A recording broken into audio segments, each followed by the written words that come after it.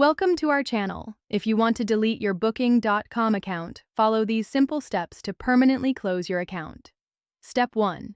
Before deleting your account, make sure you have no upcoming reservations. Cancel any active bookings first, as you cannot delete an account with pending trips. Step 2. Log in to your Booking.com account by going to Booking.com and entering your email and password. Step 3. Click on your profile picture or name in the top right corner and select Account Settings. Step 4. Navigate to the Security or Privacy section within your account settings. Step 5. Scroll down to find the option to Close Account or Delete Account at the bottom of the page. Step 6.